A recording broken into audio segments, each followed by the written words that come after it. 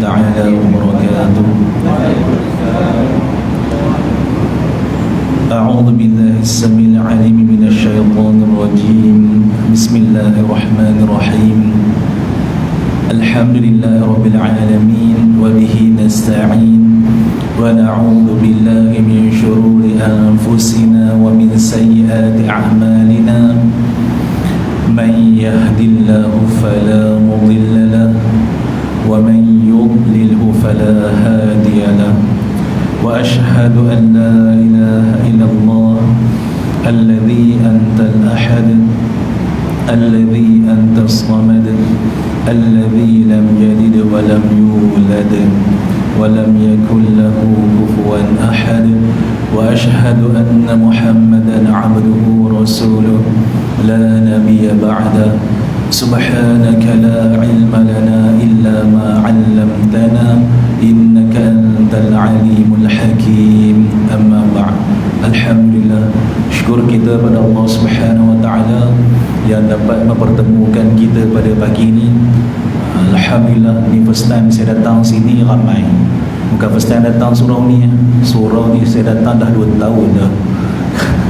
Mungkin ramai yang tak kenal sebab jarang tengok muka ni. Muka ni datang semayang subuh Maksudnya dia datang untuk kuliah subuh muka ten-ten lain memang takkan jumpa. Payah nak jumpa. Saya hanya kuliah dekat sini subuh Ahad minggu yang kedua sahaja.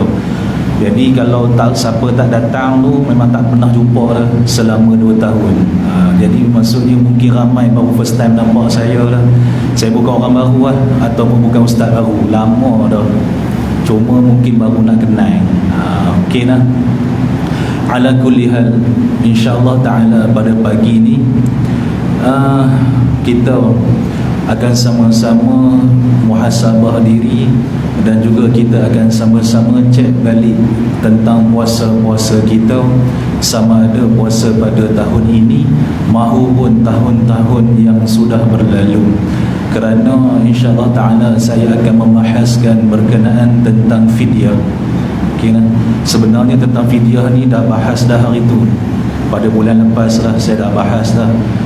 Cuma permintaan daripada Tuan Nazir ataupun pengerusi surau, dia kata ustaz ulang sekali lagi sebab masa bulan puasa insya-Allah taala ramai.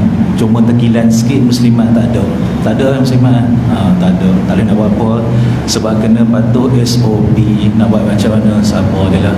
Ala kulli hal, mungkin ada rakaman maka muslimat boleh tengok sebab permasalahan ni banyak juga termasuk di dalam permasalahan yang bersangkut paut dengan muslimat. Qala Allah Ta'ala fil kitabil aziz ba'da a'udhu billahi minasyaitanir rajim ayyaman ma'dudat faman kana minkum maridan aw ala safarin fa'iddatun min ayyamin ukhra wa 'alal ladzina yutiqunahu fidyatun ta'amu miskin faman tatawwa'a khairan fahuwa khairul lahu wa an tasumu khairan lakum in kuntum ta'lamun. Qala an-nabi sallallahu alaihi wasallam man mata wa alaihi siyamu syahrin falyut'am anhu makana kulli yawmin miskina aw qamatan. Bila kita nak membahaskan berkenaan tentang fidyah, perbahasannya sangat-sangat panjang. Ala kulli hal, sebelum saya nak bahas panjang lebar ni, saya bagi tahu terlebih dahulu dalil yang kita ambil adalah daripada surah Al-Baqarah ayat 184 muka surat 28. Pada surah Al-Baqarah ini, yakni ayat yang ke-184 muka surat yang ke-28 juzuk yang kedua, Allah Subhanahu wa taala berfirman berkenaan tentang apa dia? Puasa yang telah diwajibkan bagi kamu itu adalah beberapa hari yang telah ditetapkan. Maka sesiapa di antara kamu yang sakit ataupun dalam keadaan bermusafir, maka bolehlah dia berbuka puasa. Kemudian wajiblah ia berpuasa sebanyak hari yang telah dibuka, yakni dia qada balik puasanya yang mana yang telah dia buka pada waktu dia sakit maupun sedang musafir, yang mana mendapat rukhsah ataupun mendapatkan keringanan daripada Allah Subhanahu wa taala untuk dia buka puasa. Terus pada hari apa dia? Pada hari-hari yang lain. Okey, berhenti sekejap di sini. Bila sebut pada hari-hari yang lain, ni kena faham elok-elok. Sebab soalan ni pun pernah ditanya. Saya duk bahas banyak tempat dah benda ni, tapi ada juga beberapa jemaah yang tanya dalam perbahasan ni. Soalan dia apa dia? Boleh tak nak qada puasa Ramadan yang dulu dalam Ramadan yang tengah kita jalani sekarang? Allah Subhanahu wa taala berfirman apa dia? Terang-terang ayat Allah Taala kata apa? Fa'iddatun min ayyamin ukhra. Maka apa dia? Qada balik bilangan hari-hari yang kamu telah buka puasa min ayyamin ukhra, daripada hari-hari yang lain. Masuk hari-hari yang lain ni apa dia? Hari-hari selain daripada bulan Ramadan yang sedang kita jalani. Maksudnya tak bolehlah nak puasa Ramadan hak dulu masuk dalam Ramadan tahun ni. Ni sebab ada orang tanya, kira ala kulli hal, minta maaf sangat lah. Mungkin yang ada kat sini tak tanya lah kot soalan macam ni, tapi kena faham, kita ni ramai sangat orang yang telah ketinggalan. Kena faham lah, bila saya sebut ketinggalan tu maksudnya mereka kurangnya ilmu agama. Jadi bila kata kurangnya ilmu agama, sebab tu penting surau masjid sering mengadakan kuliah-kuliah. Tolonglah penuhi kuliah-kuliah tersebut, sebab kita nak panggil ustaz datang rumah buat secara fizikal, secara personal tak mampu kot. Walaupun kadang-kadang tu ustaz tu tak minta duit pun. Jadi bila kata ada surau masjid yang buat kuliah secara percuma, tolong hadir. Sebab apa dia? Kita nak menghilangkan kejahilan dalam diri kita. Kita ni wajib belajar lah, wajib tuntut ilmu. Talabul ilmi ala kulli muslimin faridatun. Kena menuntut ilmu ke atas semua orang Islam, yakni orang Muslim, adalah apa dia? Wajib. Maksud tuntut ilmu dia tuntut ilmu fardu ain, wajib tuntut ilmu fardu ain. Maka dengan sebab tu biasanya surau masjid buat kuliah fardu ain. Kena fardu ain pun bila tanya ramai hafil. Kalau saya tanya kat sini pun apa dia ilmu fardu ain, nak jawab pun mungkin tak boleh lagi. Sebab bila kita sebut pasal ilmu fardu ain, kebanyakan daripada kita dia akan faham dia ambil wuduk solat. Tu je lah. Bila sebut fardu ain apa dia? Ambil wuduk solat. Tanyalah siapa-siapa pun hak tu lah dia cakap fardu ain. Salah sangat-sangat. Yang dimaksudkan dengan ilmu fardu ain pecah tiga lah. Tauhid, tasawuf, fiqh, tu baru ilmu fardu ain. Jangan kata orang awam. Tanya dengan guru-guru agama yang biasa pun, dia orang akan cakap apa dia? Wuduk, solat. Allahu Akbar. Minta maaf sangat lah, bukan saya nak kutuk tau, tapi nak bagi tahu tahap kefahaman masyarakat Malaysia ni macam mana, macam tu lah. Sebab apa dia? Dia punya tahap kefahaman, dia kata fardu ain ni ilmu ambil wuduk, solat. Bukan hak tu ilmu fardu ain. Yang dimaksudkan dengan fardu ain tu ada tiga. Kalau tambah satu lagi boleh jadi 4, tambah satu lagi boleh jadi 5. Tapi hak tiga ni memang confirm. Yang ni apa dia? Tauhid tu wajib kena belajar. Tasawuf wajib kena belajar. Fiqh pun wajib kena belajar. Yang saya nak bahas pagi ni berkenaan tentang fidyah. Kena bila sebut tentang fidyah ni termasuk dalam ilmu fardu ain. Sebab apa dia? Sangkut paut dengan perjalanan puasa kita, sama ada yang tengah kita jalani ataupun yang kita telah lalui pada tahun-tahun yang sebelumnya. Maka dengan sebab tu saya nak terangkan sekali lagi, mungkin kita kat sini tak tanya boleh tak nak qada Ramadan dulu masuk dalam Ramadan sekarang, sebab soalan tu macam budak-budak sangat kalau tanya. Tapi ada orang yang tanya, sebab apa dia? Kurangnya ilmu fardu ain. Inilah sebab dia. Penting sangat untuk menuntut ilmu. Maka jawapan dia pada Allah Ta'ala terang-terang bagi tahu dalam surah Al-Baqarah ayat 184 ni apa dia? Tak boleh qada puasa Ramadan yang dulu masuk dalam Ramadan yang sekarang. Tak boleh. Kena ambil pada bulan selain daripada bulan Ramadan yang telah ataupun yang sedang kita lalui. Itu satu. Terus lagi Allah Subhanahu Wa Taala berfirman apa dia? Dan wajib atas orang-orang yang tidak berdaya puasa. Masuk bagian fidyah tadi. Kena dan wajib atas orang-orang yang tidak berdaya puasa. Maka apa dia? Mereka ini membayar fidyah. yakni bila sebut tidak berdaya puasa dengan sebab apa dia? Mungkin sebab tua ataupun sebagainya. Sekejap kita akan masuk ke huraian dia. Ya, nah? Mungkin sebab tua ataupun sebagainya, maka apa, mereka ini tak wajib puasa, tetapi apa dia, Allah Ta'ala bagi tahu terang-terang wajib bayar fidyah. Okay, nah? Wajib bayar fidyah, yakni apa dia? Membayar fidyah iaitu memberi makan kepada orang-orang miskin. Fidyah kena faham satu perkara, ni pun satu hal juga. Bila masuk bulan puasa, ramai nak bayar fidyah, tapi permasalahannya tak tahu nak salurkan dekat mana, tu satu. Yang keduanya, dia orang kadang-kadang nak bayar fidyah, tapi apa dia ada dua masalah. Satu, segan nak bagi pusat zakat. Yang keduanya, dia kata apa dia? Fidyah saya sikit sangat ustaz, fidyah saya sehari je, nak pergi pusat zakat pun segan. Masuk segan tu bukannya malu, masuk segan tu malas. Sehari je nak kena bayar fidyah, nak kena pergi pusat zakat, rasa macam tak berbaloi je pun. Kena pula PKP sekarang lagi, malas nak keluar. Jadi dia kata apa, segan, malas nak pergi. Dia ada dua sebab tu lah. Maka apa dia, wajib tak kena bayar fidyah? Wajib. Allah Subhanahu Wa Taala bagi tahu wajib kan? Maka apa dia, fidyah pertama sekali kena tahu disalurkan ataupun pembayaran fidyah dibuat ataupun diberikan hanyalah kepada fakir miskin. Tak termasuk dalam 8 asnaf tu lah. Sehari kan termasuk dalam 8 asnaf zakat pula. Ni pun ramai juga ambil zakat duk tanya. Sebab kita kenal ramai orang, habis semua orang duk tanya ambil zakat. Sejak saat duk telefon, ustaz ni ada orang nak bayar fidyah ni. Kata bayar je lah. Betul pun masalah. Boleh ke bayar dekat masjid? Boleh ke bayar dekat ni dan sebagainya? Maka apa dia, ni nak bagi makluman beberapa perkara kena faham elok-elok. Fidyah tidak dibenarkan dibayar pada masjid dan juga madrasah, kecuali nanti dulu tak habis gaya dengan habis-habis. Sehari kan kata aku mengajar salah pula, sabar dulu, ayat tak habis. Fidyah tak boleh nak bayar pada masjid dan juga madrasah. Kena faham sebab apa tak dibenarkan dalam mazhab kita.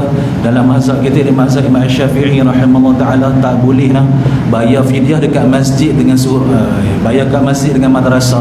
Sebab apa tak boleh? Sebab masjid tu orang ke bangunan? Soalan saya sekarang satu, senang. Masjid tu orang ke bangunan? Tak ada nak jawab. Masjid dengan madrasah tu orang ke bangunan? Bangunan. Mana boleh nak bayar? Sebab Allah Subhanahu Wa Taala dah tentukan pembayaran fidyah diberikan kepada fakir miskin. Tahu-tahu nak bayar fidyah dekat bangunan, mana boleh? Sebab tu ramai daripada kalangan kita salah faham. Dia nak bayar fidyah tapi dia bayar kotak je. Tu jadi salah faham yang sangat-sangat. Dia nak bayar fidyah, dia segan nak jumpa dengan nazir masjid, dia segan nak jumpa dengan amil zakat, dia segan nak jumpa dengan orang yang berautoriti ataupun orang yang faham tentang permasalahan ni. Dia tanya-tanya lebih kurang je kat kawan-kawan dia, dia kira sendiri ikut pandai otak dia. Lepas tu dia ambil duit dia bubuh dalam tabung masjid. Lepas tu dia kata apa? Alhamdulillah, selesai dah bayar fidyah. Suka hati dia. Selesai ke bayar fidyah? Tak selesai. Sebab apa tak selesai? Duit yang dia masuk dalam tabung masjid, mana orang masjid tahu nak bagi fidyah? Orang masjid faham duit dalam masjid, tabung masjid kegunaan tabung masjid umum untuk semua. Tak kisahlah surau ataupun masjid sama. Masuk dalam tabung madrasah pun sama juga, umum, kegunaan untuk semua. Maka salah. Dia boleh nak bagi pada masjid ataupun surau, tapi kena bagi maklum pada orang yang pegang ataupun orang yang jaga, ni fidyah saya pada tahun ni, minta tolong serahkan kepada fakir miskin kawasan sini, baru boleh. Maksudnya apa dia? Serahkan pada orang yang berautoriti ataupun orang yang menguruskan tabung tersebut. Nanti dia tahulah, sebab orang masjid dan juga bahagian ni lah pengurusan madrasah, dia tahu mana pelajar yang miskin, di mana pelajar yang tak berkemampuan, ataupun pengurus masjid ataupun surau, dia tahulah siapa yang dalam karya dia, anak-anak karya dia berkurang berkemampuan, miskin dan sebagainya. Maka dia akan sampaikan. Dia tak termasuk bahagian ni 8 asnaf yang ada di dalam asnaf-asnaf zakat. 6 tolak. Okay, 6. Betul lah, 6 lagi tolak. Satu je pakai, yakni daripada miskin, termasuk fakir lagi teruk daripada miskin. Maka sebab tu penting kena belajar. Sagi kan bayar fidyah kodan, mana boleh tak sah fidyah tersebut, maka apa dia perlu diulangi, wajib kena ulang sekali lagi, wajiblah kena bagi sekali lagi. Sebab apa dia tidak sah. Meskipun ada perkataan Imam Fakhrul Razi, beliau mengatakan apa dia, boleh bagi fidyah kepada madrasah dan juga masjid, tetapi qaul dia ditolak jumhur ashab Imam Syafi'i. Sebenarnya qaul Imam Ar-Razi ni, dia bagi tahu boleh bagi kepada madrasah dan juga masjid ni, dia ada penelitian lagi. Dia cakap, dia kata apa dia, pertama bagi pada madrasah dan masjid, untuk orang tersebut uruskan bagi pada fakir miskin. Sebab tu bila kata qaul alim ulama, jangan ambil secara zahir. Sebab qaul alim ulama bila dia ambil secara zahir, tak faham lagi. Kena tanya dan juga kena teliti, kena apa dia, perhati, belajar betul-betul, barulah kita boleh dapat ilmu yang terpendam dan tersirat dalamnya. Saya ambil contoh senang, kalam Syekh Ibnu Athaillah, yakni yang pengarang kitab Al-Hikam. Dia kata apa dia, saya ambil satu ayat ni, saya pernah buat dekat status saya, ramai orang tanya, pening kepala tu. Kataan dia apa dia, hiasilah diri kamu dengan maksiat, jangan hiasi diri kamu dengan ketaatan. Semua terus tanya dengan kita, ni apa dia ayat ni sewel ke apa dia tak ada cakap sewel, tapi maksudnya dia, orang tanya balik dengan kita, ni ayat apa ni. Orang biasanya kita mengajar, kita kata apa, hiasi diri kita dengan ketaatan, jangan hiasi diri kita dengan maksiat. Terbalik perkataan Syekh Ibnu Athaillah ni nak bagi tahu kalam-kalam orang sufi, dia ada maksud lain tu sebenarnya. Dia kata apa dia, hiasilah diri kamu dengan maksiat, jangan hiasi diri kamu dengan ketaatan. Kalau kita ambil secara zahir, memang kata ustaz ni sesat dah ni, confirm ustaz ni sesat.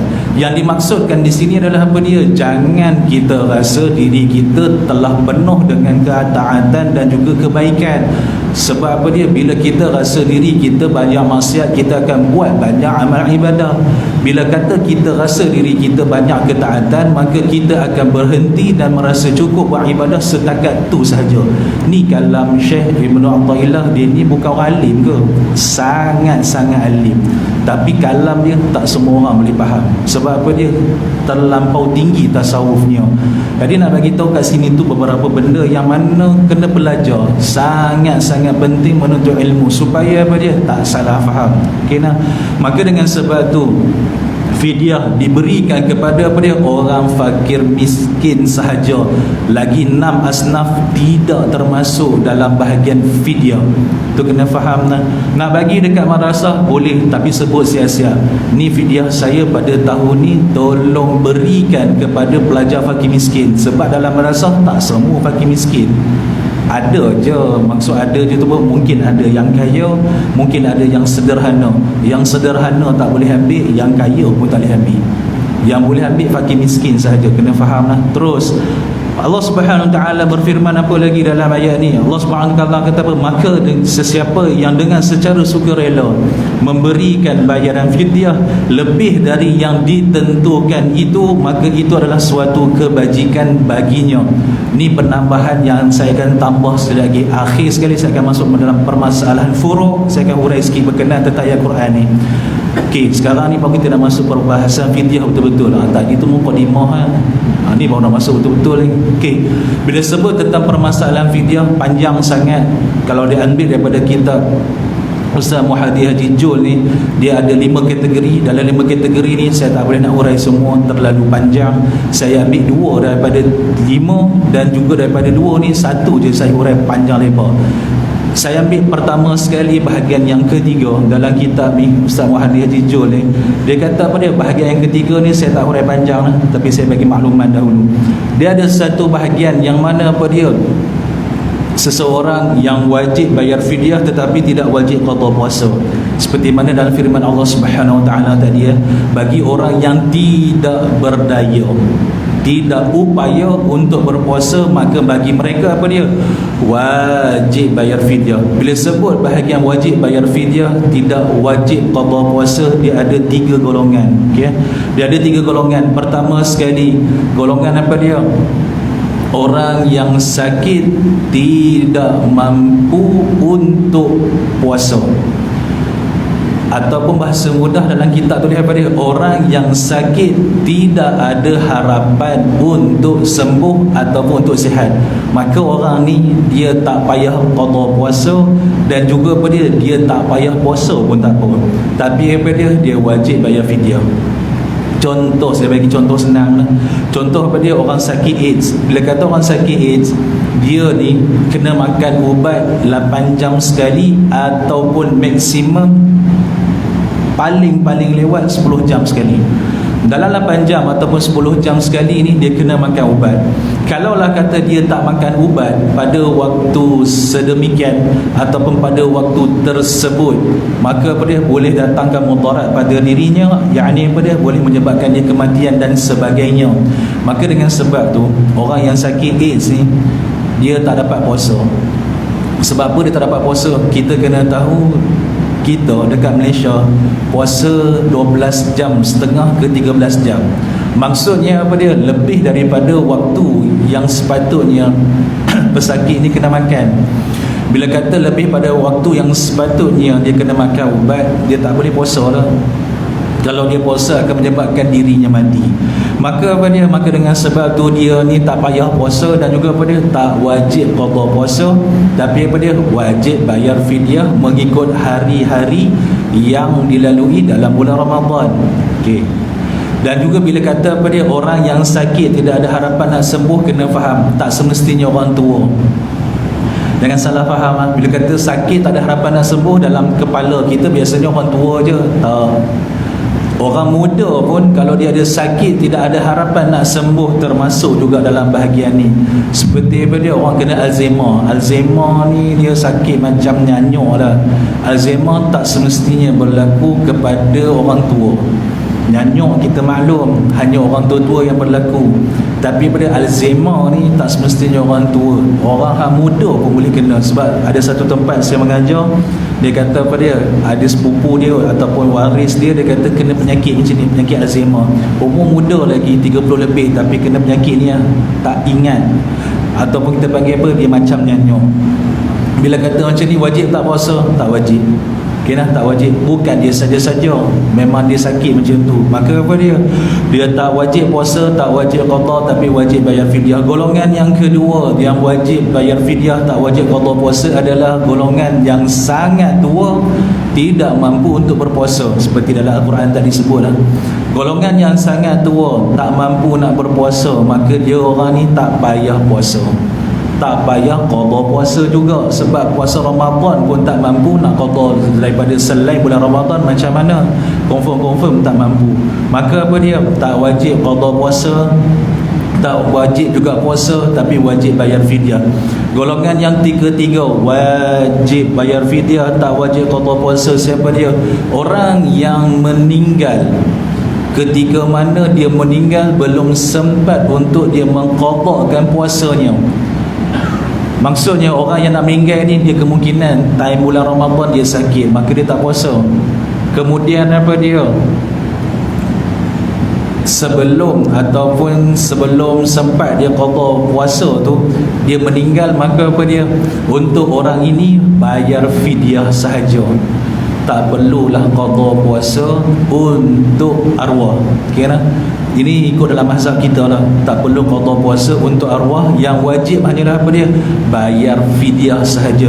Maka dengan sebab tu saya minta sangat-sangat hak ada pada pagi ni, tolong cek balik kepada siapa dia, mungkin arwah mak ayah kita, ataupun arwah datuk nenek kita, ataupun arwah waris-waris kita, yang mana dia mungkin meninggal belum sempat untuk mengqadakan puasanya. Maka apa dia? Wajib bayar fidyah. Bila sebut wajib bayar fidyah, selagi tak bayar fidyah, dia ini dianggap berhutang. Okey nah, saya ulang sekali lagi orang yang mana wajib bayar fidyah, bila mana dia tidak bayar fidyah, maka apa dia? Orang tersebut dianggap berhutang.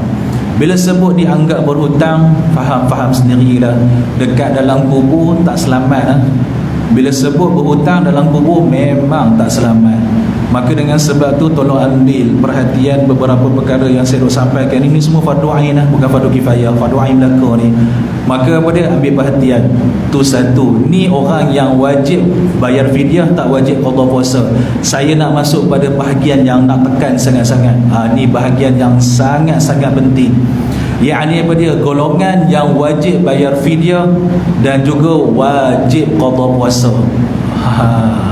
Ni golongan ni paling berat sekali ni, sangat-sangat berat. Yang saya ulang sekali ya, kategori yang mana wajib qada puasa dan juga wajib bayar fidyah, dia kena buat dua-dua sekali. Kalau tak buat dua-dua, dianggap dia belum selesai urusannya. Yakni siapa dia? Pertama sekali, orang yang wajib qada puasa dan juga wajib bayar fidyah, siapa dia? Orang perempuan. Kira perempuan yang hamil ataupun perempuan yang menyusukan anaknya ataupun anak orang lain, yang mana dia, yakni perempuan tersebut, dia khawatir akan keselamatan ataupun khawatir akan keadaan baby yang dalam kandungannya ataupun baby yang mana dia sedang susukan.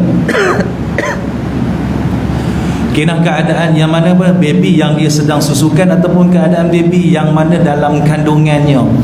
Maka perempuan ni dia wajib qada puasa dan juga dia wajib bayar fidyah. Dua-dua dia kena buat. Okey, dua-dua dia kena buat. Saya ulang balik permasalahan ni dia ada dua cabangan masalah. Tukar sikit hukum jadi lain, automatik tukar jadi lain. Dia masalah nak sama tapi dia tukar sikit tukar sikit hukum berubah terus, automatik berubah. Saya ulang balik perempuan yang hamil ataupun perempuan yang menyusukan anaknya ataupun anak orang lain, dan juga perempuan ni, yakni wanita ni, dia khawatir akan keadaan ataupun keselamatan baby. Maka apa dia wajib buat dua perkara. Wajib qada puasa, wajib bayar fidyah. Dua-dua dia wajib buat. Ada lagi satu masalah nak sama, tukar sikit perempuan yang hamil ataupun perempuan yang menyusukan bayinya ataupun bayi orang lain, yang mana dia khawatir bukan pada bayi tersebut tetapi khawatir pada dirinya sahaja. Saya ulang balik dia tak khawatir pada baby tapi dia khawatir pada dirinya sahaja. Maka apa dia, hukum tukar, berubah terus hukum. Untuk orang perempuan yang macam ni wajib qada puasa sahaja, tak wajib bayar fidyah. Sikit tukar. Bila kata permasalahan tukar sikit, hukum berubah terus. Okey nah. Saya bagi contoh senang lah, macam mana nak faham permasalahan ini. Sebab masalah ni sangat kopau dengan diri saya juga, jadi senang lah nak urai. Contoh orang perempuan yang mana dia khawatir pada dirinya sahaja, bukan pada baby. Contoh macam mana? Macam ni orang rumah saya dah bersalin lah. Dia bersalin sebelum daripada puasa. Maka bila masuk bulan puasa, dia menyusukan bayi lah. Permasalahannya apa tadi? Orang perempuan yang hamil ataupun menyusukan bayi, dia tak khawatir pada baby tapi dia khawatir pada dirinya sahaja. Maka apa dia wajib qada puasa dia sahaja. Contoh macam orang rumah saya, susu dia banyak. Okey, orang rumah saya susu dia banyak. Maka apa dia tak khawatir pun pada baby. Confirm baby cukup makan. Maksudnya confirm baby cukup nutrisi lah, sebab dia dapat minum susu dia. Tapi satu masalah, dia tak larang nak puasa. Sebab bila menyusukan bayi ni, biar boleh tanyalah dengan orang perempuan yang biasa menyusukan bayi, dia akan lapar, dahaga, penat. Dia akan tiga benda ni akan datang, lapar, dahaga, penat. Maka apa dia, untuk orang perempuan macam ni, dia boleh buka puasa. Ada dapat keringanan dan juga dibenarkan dia untuk buka puasa. Boleh buka puasa, tapi dengan syarat apa dia, selepas daripada bulan Ramadan, dia wajib qada puasa saja. Fidyah tak payah. Sebab apa fidyah tak payah? Sebab dia hanya khawatir pada dirinya sahaja, pada baby tak khawatir. Sebab apa? Dia yakin baby cukup makan. Maka nak khawatir apa lagi? Baby cukup makan, cukup nutrisi, tak risau dah.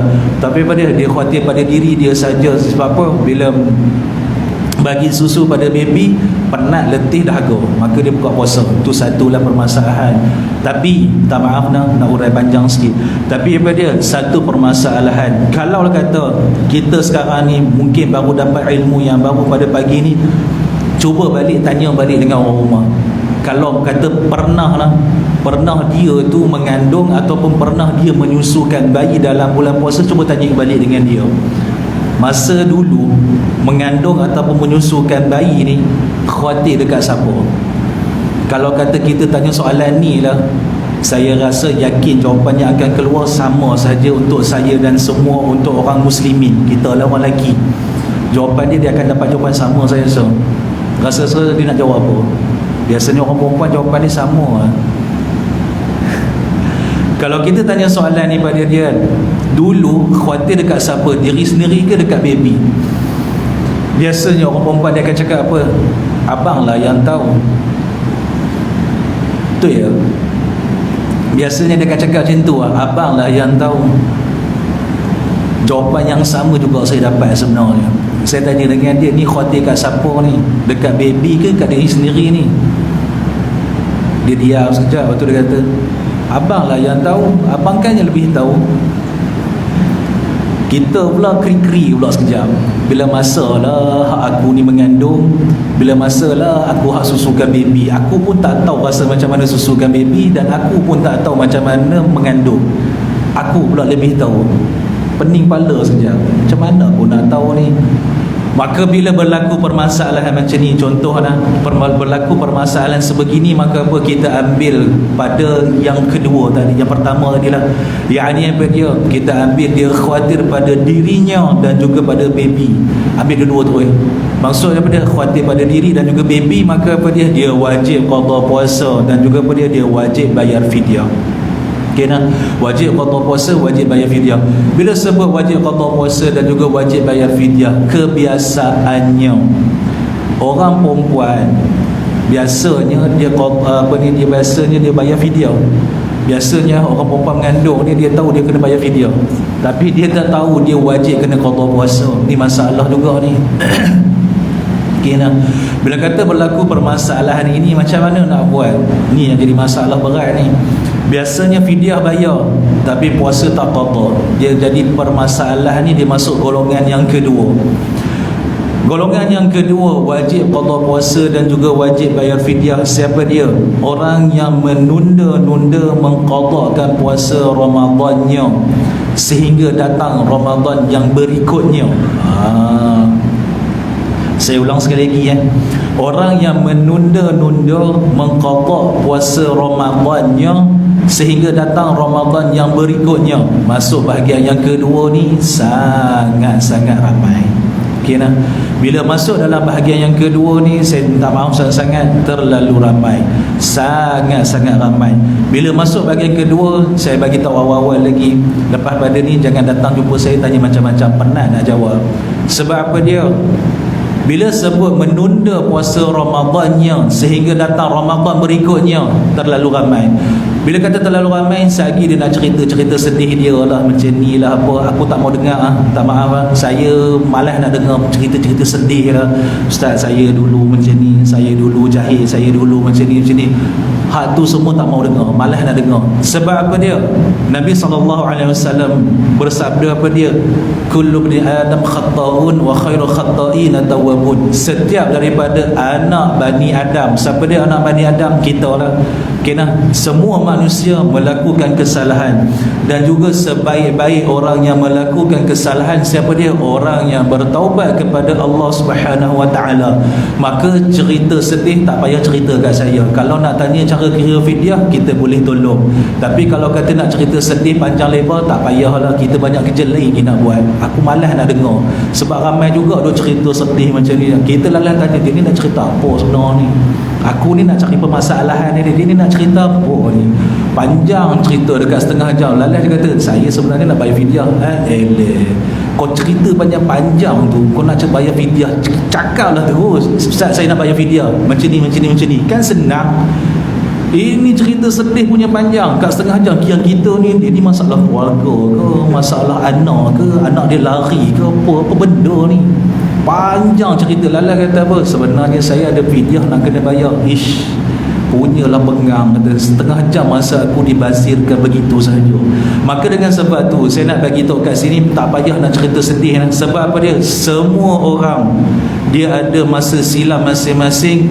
Semua orang dia ada masa gelap masing-masing. Saya pun ada masa gelap saya juga. Jangan nak cakap baik sangat. Semua ada melakukan kesalahan. Nabi dah bagi tahu terang-terang dah, kullu bani adam khata'un. Semua anak Bani Adam melakukan kesalahan. Jadi jangan rasa terror sangat lah, jangan rasa hebat sangat. Termasuk ada cakap depan ni pun sama lah. Semua ada masa silam masing-masing. Semua ada masa gelap masing-masing. Tak payah nak sembang, tak payah nak buka aib.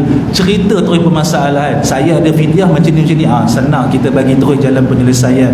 Tak payah nak cerita sedih lah. Kerana apa dia? Nak cerita pasal fidyah, tengok ni tak habis-habis ni, panjang ni tak masuk penghuraian fidyah hak sebenar lagi. Maka dengan sebab tu, orang yang menunda-nunda mengqada puasa Ramadannya sehingga datang Ramadan berikutnya terlalu ramai, sangat-sangat ramai. Ceklah diri masing-masing. Mungkin termasuk juga kita. Kalau kita tak termasuk, mungkin adik-beradik kita. Adik-beradik tak termasuk, mungkin bini anak kita, ataupun mungkin mak ayah kita dan sebagainya. Tolong cek balik. Kerana apa? Macam tadi saya bagi tahu, fidyah wajib bayar. Kalau tak bayar fidyah, dia termasuk dalam golongan orang yang berhutang. Orang yang berhutang kalau kata mati, na'udzubillah wa'iyadzubillah, dia ni dalam kubur tak selamat, sangat-sangat tak selamat. Maka dengan sebab tu selesaikan hutangnya terlebih dahulu. Okay, nah? Bila sebut bahagian fidyah, kat sini saya nak urai penguraian fidyah. Yakni bila kata masuk bahagian fidyah, pertama sekali kena faham fidyah datang daripada mana. Fidyah datang asal usulnya kita ambil daripada zakat fitrah. Nabi SAW kata apa? Sadaqat Ramadan sa'an min tamrin atau sa'an min sya'irin atau qamaqan. Yang ni apa? Nabi kata apa dia? Sedekah, yakni sedekah Ramadan maksudnya apa dia? Zakat fitrah. Kira sedekah Ramadan yang dimasukkan di sini adalah zakat fitrah adalah apa? Satu sa' daripada tamar ataupun satu sa' daripada syair, yakni gandum. Yang dimasukkan Nabi SAW di sini adalah apa? Makanan kekuatan ataupun makanan uji bagi sesuatu tempat. Maka kita dekat Malaysia makan nasi. Nasi itu beras lah. Maka bila kata beras, satu sa' mengikut dalam mazhab kita, mazhab Imam Syafi'i rahimahullah ta'ala, lebih kurang 2.7 kilogram. Okay, nah? 2.7 kilogram. Maka apa dia? 2.7 kilogram ni kalau kita imbalkan dengan uang ataupun imbalkan dengan duit, dia akan dapat RM7. Mengikut apa dia? Beras umum yang kita makan selama hari-hari secara satu haul, yakni setahun lah. Kalau lah kata orang tersebut makan beras maspati, ni contoh lah, makan beras maspati, beras mahal itulah bahasa muda, pergi makan nasi Arab tu, tu beras maspati lah tu, panjang, tu beras maspati lah tu, beras maspati. Tapi dia bukan makan jarang-jarang, tiap-tiap hari dia makan beras maspati. Maka apa dia? Zakat untuk dia bukan RM7, RM21. Ni yang dekat Selangor dia jadi keluar 3 pecahan zakat ni, RM7, RM14, RM21. Sebab apa dia? Ikut beras yang dia makan dengan ahli keluarga dia secara satu haul. Kalau dia makan setiap hari beras maspati, bayarlah zakat RM21. Boleh tak dia nak bayar zakat RM7? Boleh, tapi tak afdal. Dan juga dia termasuk dalam orang yang kikir ataupun kita panggil orang yang bakhil. Kerana apa dia? Makan nak sedap, tapi bila nak bayar zakat tak tu benda dia tak boleh lah. Maksud tak boleh ni apa dia? Tak bagus dan juga makruh. Bukan haram, makruh, tak bagus lah. Makan nak sedap, tapi bila bayar zakat nak bayar sikit, tak cantik. Bayarlah ikut beras yang dia makan. Kalau kata makan beras perak, bayar zakat RM14. Okey, tadi kita bahas 2.7 kilogram. Beras hak umum kita makan 2.7 kilogram ni biasanya kita beli apa dia? Beras yang 10 kilo harga lebih kurang dalam 28 ke lebih kurang RM44 ke bawah. Maka beras yang harga RM44 ke bawah, maksudnya 43 ke bawah tu, dia punya bayaran zakat adalah RM7. Kita ambil dari sini saja dulu. Bila kata bayaran zakat fitrah kita 2.7 kilogram ataupun imbalan wangnya RM7, maka apa dia? Nak bayar fidyah ni macam mana? Fidyah diambil apa dia? Satu hari satu mud. Satu mud ni banyak mana? Satu mud ni 1/4 daripada satu sa'. Sebab tu kena kira pada zakat fitrah tadi ni. Kena satu mud, yakni apa dia? 1/4 daripada satu sa'. Maksudnya 2.7 kg tu kena bahagi dengan 4. Bila kata 2.7 kg kita bahagikan dengan 4, kita akan dapat apa dia? 675 gram. Maksudnya apa dia? Satu hari bayaran zakat, minta maaf, zakat kalau fidyah, minta maaf. Satu hari bayaran fidyah yang mana nak bayar per hari tu nak diberikan kepada orang miskin 675 gram lebih kurang. Okay, nah, 675 gram lebih kurang, maksudnya apa dia? Cukupkanlah saja 700 gram. Okay, nah, cukupkannya 700 gram ataupun 750 gram lagi bagus. Okay, nah, maksudnya itu kalau nak bagi dengan beras lah. Itu kalau nak buat perkiraan dengan beras, nak bagi dengan beras. Kalau kita nak buat imbalan dengan uang, okay, nah, nak buat macam mana? RM7 bahagi dengan 4. Tadi 2.7 kg bahagi dengan 4 dapat 675 gram. Sekarang ni nak bayar dengan duit, malas nak bayar ataupun malas nak bagi dengan beras, kita nak bagi dengan duit pun boleh juga. Sebab apa dia? Mengikut dalam mazhab kita, mazhab Imam Syafi'i rahimahullah ta'ala, dalam fiqh mutaakhirin boleh bayar dengan duit. Sebenarnya tak perlu pun kita mengikut dalam mazhab Hanafi, tak payah pun. Sebab apa dia? Dia ada banyak sangat penguraian. Saya bagi tahu beberapa sebab saja. Satu, dalam kitab Mastikah Hadis bagi tahu apa dia? Kita patuh kepada ulil amri. Bila sebut patuh pada ulil amri kata apa dia? Bayar zakat, bayar fidyah, kod duit senang. Maka apa dia? Terus automatik patuh kepada ulil amri, boleh bayar zakat ataupun fidyah menggunakan wang ringgit, tak payah masuk mazhab Syafi'i pun. Okay, nah. Sebab apa dia? Kalau ikut mutamad dalam mazhab Syafi'i, tak boleh bayar fidyah dan juga zakat fitrah mengikut wang, tak boleh kan? Yang boleh bayar kod duit ni mazhab Hanafi ya. Mazhab Syafi'i tak boleh. Tapi itulah nak bagi tahu kita banyak benda tak faham dan juga banyak benda tak belajar. Bila masuk dalam bahagian ni, kita nak sokong ulil amri, wah baguslah. Tapi bila masuk bahagian SOP, tentang habis-habis, Dajjal lah, Illuminati lah, setan lah, semua keluar, macam-macam keluar. Sabar, puasa weh. Kita ni puasa, perangai tu tak macam orang puasa, macam setan juga. Setan tak ada dah ni. Kita puasa, diri puasa, hati, akal, lidah, telinga, mata tak puasa, rugi saja-saja. Maka dengan sebab tu orang yang berpuasa nak termasuk dalam puasa yang paling umum. Puasa umum ni pun tak termasuk orang ni. Orang yang puasa umum dia jaga, yakni menahan lapar dan dahaga, dan juga dia menjaga mata dan juga lidah. Ni puasa umum. Kalau kata dia hanya sekadar menahan lapar dan dahaga, tak jaga mata, tak jaga lidah, tak termasuk dalam orang puasa umum. Bawah daripada puasa umum seperti apa dia? Sabda Nabi SAW, orang yang puasa tak dapat apa-apa pun kecuali dia menahan lapar dan juga dahaga. Ni orang dia. Sebab apa dia? Kita nak cari puasa orang-orang soleh, nak masuk puasa orang-orang soleh payah. Dia ada 6 benda nak kena tahan. Saya cerita puasa umum, puasa umum pun tak termasuk, nak masuk puasa orang soleh macam mana? Lagilah susah. Kena sedikit seringan masuk dari bahagian fidyah tadi. Maka dengan sebab tu, kalau kata kita buat imbalan RM7 bahagi dengan 4, kita akan dapat apa dia? RM1.75. Tak maaf, tarik panjang sikit RM1.75. Bila kata RM1.75, kena faham, kita dalam Malaysia kita ada 14 negeri. Dalam 14 negeri ni ada 12 negeri bayaran fidyah per harinya lebih-lebih kurang. Sebab apa dia? Dia ambil kaedah yang ni, ambil kaedah yang sama. Kecuali 2 negeri je fidyah dia tak sama. Okey. Untuk Selangor, fidyah per hari RM1.80. Kenapa RM1.80? Tak dikirakan RM1.75. MAIS, JAIS dan juga Jabatan Agama Islam Selangor lah, diorang kata apa dia? Tambah 0.05 sen. Tambah 0.05 sen untuk mencukupkan. Jadi RM1.80. Mudah nak kira. Okay, mudah nak kira. Maka dengan sebab tu tadi saya beritahu, kita Malaysia ada 14 negeri, 12 negeri harga fidyah nak lebih-lebih kurang sama ada RM1.75 ataupun RM1.80. Macam Selangor RM1.80, Johor RM1.75, Perak RM1.75, Penang RM1.80, lebih-lebih kurang kan. Tapi untuk dua buah negeri ni dia lain. Kira satu wilayah nasib baik kita bukan wilayah RM4 kita mungkin dengar RM4 je ustaz, nanti dulu saja aku buat kira-kira lagi. Kita akan bagi satu perkiraan, nak tengok menangis tak menangis lagi. Kena Selangor RM1.80, alhamdulillah sikit. Wilayah RM4 sehari. Paling mahal sekali, ranking nombor 1 Perlis, satu hari RM5. Menangis sungguh Perlis. Siapa yang duduk Perlis, Masya Allah, sungguhlah iman kuat tu. Maksudnya apa dia, Mufti Perlis memang tak bagi orang apa dia, bataikan puasa. Kalau bataikan puasa siap, satu hari RM5, banyak ni RM5. Kenapa saya kata satu hari RM5 banyak? Ni nak buat perkiraan fidyah.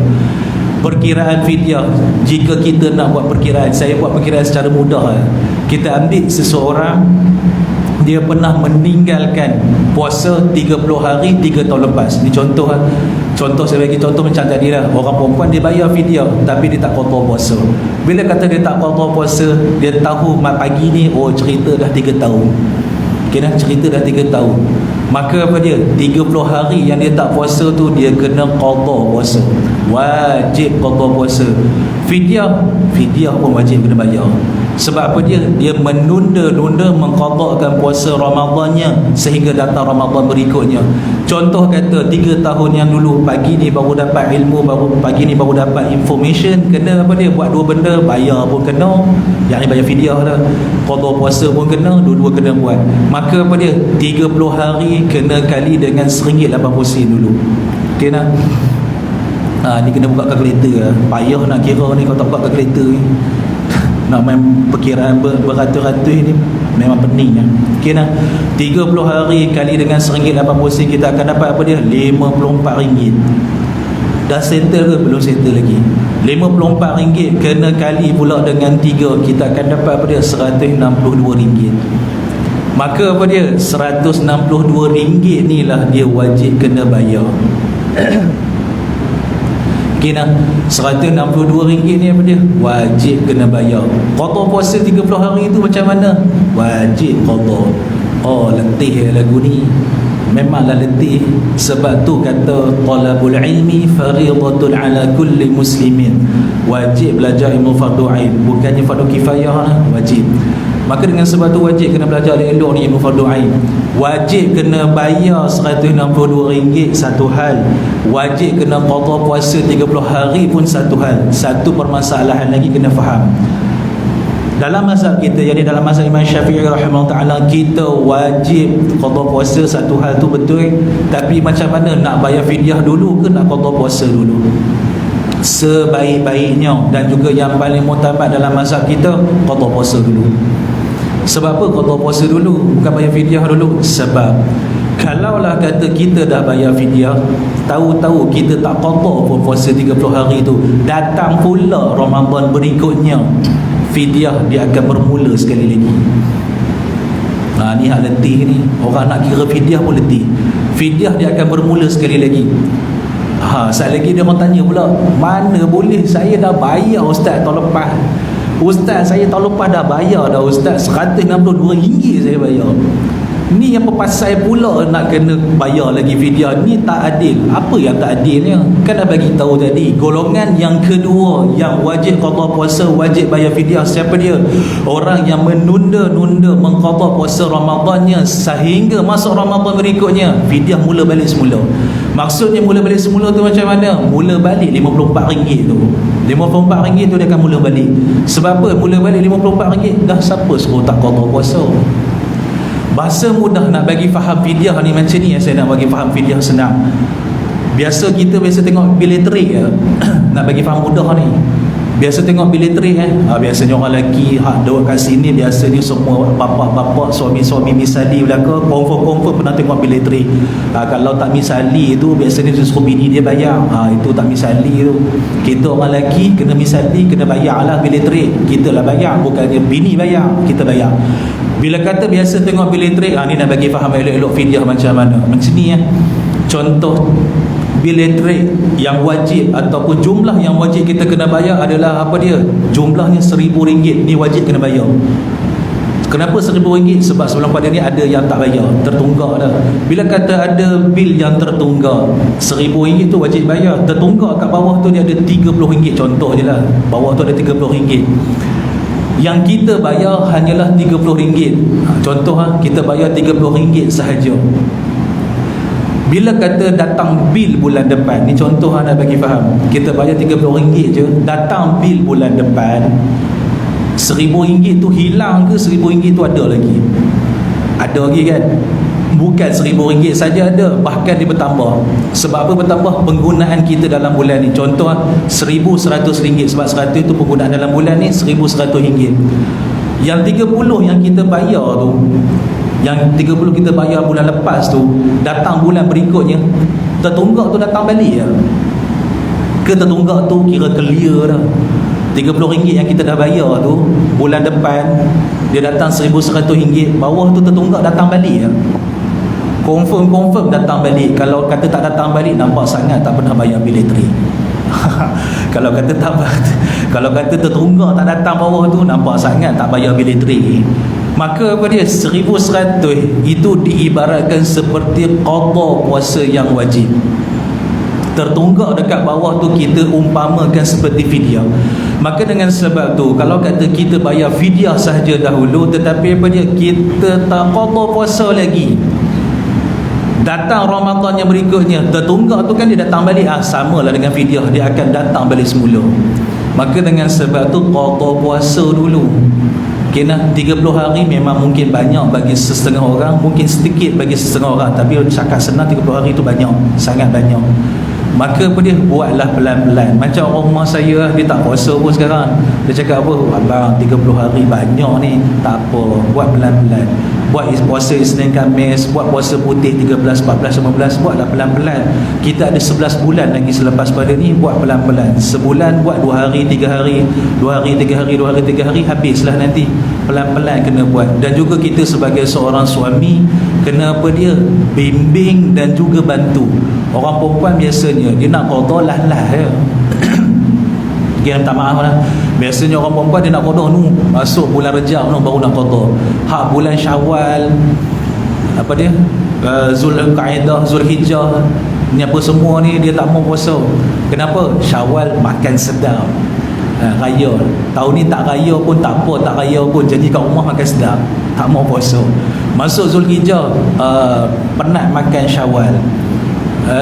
Minta maaf, Zulqa'dah. Masuk Zulqa'dah penat makan Syawal.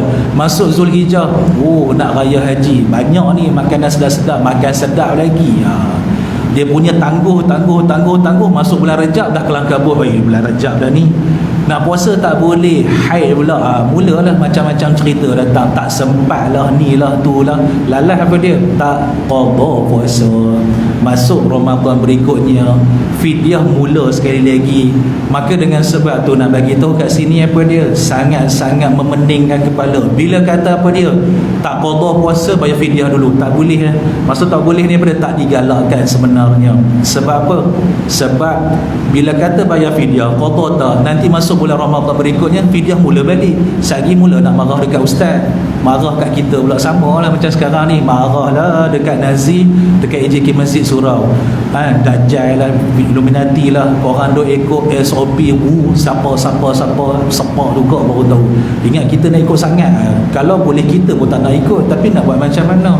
Kalau tak ikut SOP, tutup terus surau dengan masjid. Maka dengan sebab tu apa dia? Ikutlah, sebab nak bagi boleh juga semayang. Kalau tak boleh semayang langsung, lagi sedih, lagi teruk. Okey, akhir kat sini saya nak menceritakan tentang satu permasalahan furuk tadi saya bagi tahu. Tentang ayat Al-Quran bagi tahu apa dia? Bayar fidyah lebih lagi bagus. Permasalahannya macam ni akhir nak tutup ni. Panjang sangat, aku pun rasa kering tekak dah lah puasa, tak boleh minum air. Kira permasalahannya macam mana? Macam ni Satu permasalahan, jika seseorang membayar fidyah secara langsam. Orang nak bayar fidyah secara langsam. Contohlah dia sakit ataupun terlalu tua, dia tak mampu nak puasa, dia tahu wajib bayar fidyah. Masuk saja bulan Ramadan tahun ni, terus dia nak bayar langsam. Boleh tak? Boleh, tapi tak afdal, tak digalakkan, bukan yang mutamat dalam mazhab kita. Kerana apa? Fidyah hanyalah wajib dibayar hari-hari. Maksud hari-hari ni apa? Dah berlalu ataupun dah berlangsung hari tersebut, baru wajib dia bayar. Kenapa perbahasan ini dibahaskan? Sebab saya cerita satu masalah pernah berlaku dekat Malaysia. Yang apa dia? Ada seseorang dia pernah bayar fidyah secara langsam. Okay, nah, dia bayar fidyah secara langsam. Contohlah kat Selangor RM54 30 hari, maka apa dia? Dia bayar langsam RM54 untuk fidyah dia tahun ni yang mana dia tak boleh puasa. Tiba-tiba selepas 3 hari mati terus, selepas 3 hari meninggal. Contoh, selepas 3 hari dia meninggal. Bila kata selepas 3 hari dia meninggal, baki yang dia bayar tu ada 27 hari lagi tu. 27 hari tu wajib tak bayar? Tak wajib bayar. Sebab apa tak wajib bayar? Dah dia tak ada pun, dia tak meninggal pun. Dia dah ada meninggal. Maksudnya apa? Dia tak wajib bayar lah. Nak buat macam mana ni? Pernah berlaku satu masalah dekat dalam Malaysia. Waris dia pergi jumpa dengan amil, minta balik duit. Waris dia pergi jumpa dengan amil ni, orang yang dia bayar fidyah ni dah. Dia jumpa balik, dia kata sama ada ustaz ke pakcik ya. Dia kata, ustaz, saya nak balik duit fidyah bapa saya. Tak ke pening ambil tu. RM54. Kalau kata 3 hari RM5 40 sennya, tolak RM5 40 sennya, maksudnya apa? Duk ada RM49 lebih ataupun RM48 lebih lagi. Masa tu tak PKP ya. Kalau sekarang ni zaman PKP mungkinlah sangat terdesak, boleh terima jugalah, kita boleh tolak ansur lah kan, boleh lah tolak ansur, tak apa lah. Tapi hak berlaku ni bukan masa zaman PKP, 2-3 tahun lepas sebelum PKP. Tapi nak bagi tahu benda ni berlaku. Dia datang jumpa balik dengan ustaz tu, dia kata, ustaz, saya nak balik duit fidyah bapa saya. Pening kepala ustaz tu. Aduh, macam mana ni? Nak bagi ke tak nak bagi ni? Rasa-rasa kena bagi tau. Kalau ikut dalam hukum fiqh lah, nak kena bagi ke tak kena bagi ni? Rasa-rasa lah bagi tau. Bagi tau.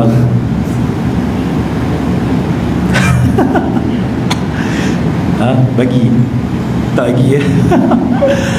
Okey ya, kalau ikut dalam permasalahan fiqh dalam mazhab kita, wajib bagi. Wajib bagi balik ya. Sebab apa dia? Sebab tu nak bagi tahu, macam saya bagi tahu tadi lah, pembayaran fidyah tak digalakkan dan juga tak disarankan bayar secara langsam.